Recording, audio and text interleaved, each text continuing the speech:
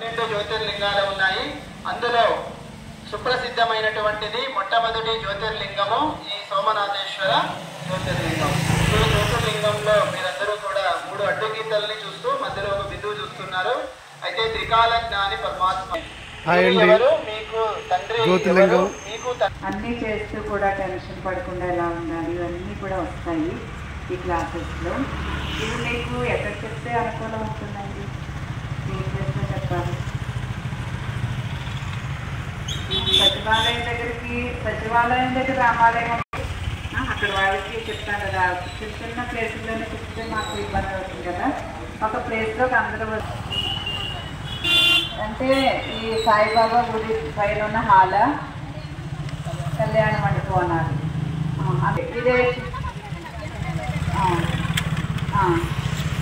అయితే నేను ఇది కూడా రాస్తాను, ఈ ప్లేస్ రాస్తాను. బాగుంది, ఎందుకంటే లోపలికి ఉండి డిస్టర్బెన్స్ లేకుండా ఉంటుంది.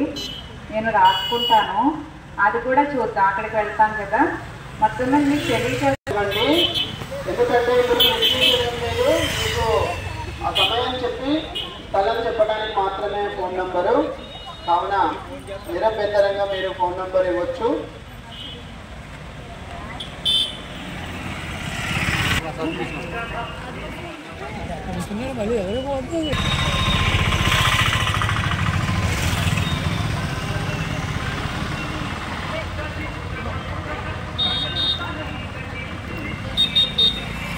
జ్యోతిర్లింగము గుజరాత్ రాష్ట్రంలోని వెరావల్ పట్టణానికి సమీపాన అరేబియా సముద్ర తీరాన వెలిసి ఉన్నది. ఇది గుజరాత్ రాష్ట్రం నుండి బయలుదేరి కర్ణాటక, ఆంధ్రప్రదేశ్, తెలంగాణ రాష్ట్రాల మీదుగా ప్రయాణించి దాదాపు 60,000 గ్రామాలలో ఈ యొక్క ఈశ్వరీయ సందేశం మరియు ఈశ్వరుడి యొక్క దర్శనాన్ని కల్పిస్తూ ఆ జ్యోతిర్లింగ దర్శనాన్ని ఏర్పాటు చేయిస్తూ ఇప్పుడు ఈరోజు ఈ గ్రామానికి చేరుకున్నది. ఇక్కడ ముఖ్యంగా ప్రజాపిత బ్రహ్మకుమారి ఈశ్వరీయ విశ్వవిద్యాలయం వారి ఆధ్వర్యంలో ఈ జ్యోతిర్లింగ సోమనాథ యాత్ర ప్రారంభమైంది.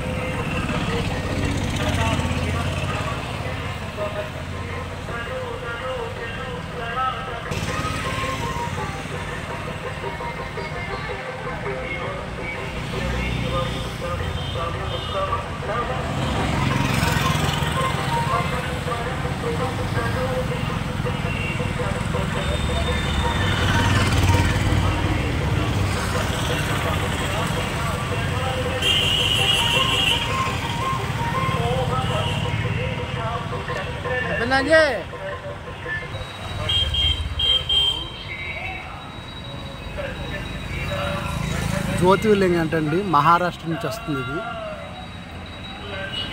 ప్రతి దిక్కున సత్సంగం పెడతారండి.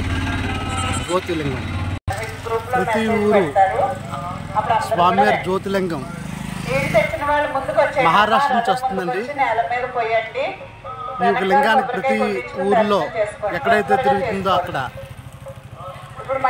ప్రతి గ్రామం తిరిగి ప్రతి గ్రామంలో సత్సంగం పండగ పోయిన తర్వాత సత్సంగంలో పెడతారంటండి.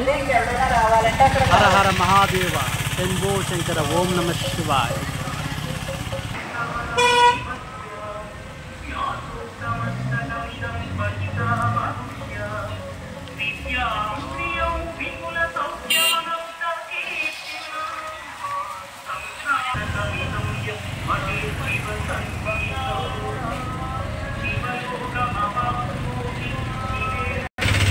వడ్లమూరు గ్రామం అండి, కాకినాడ జిల్లా వడ్లమూరు గ్రామంలో ఈ యొక్క రథం కలుతూ వెళ్తుందండి.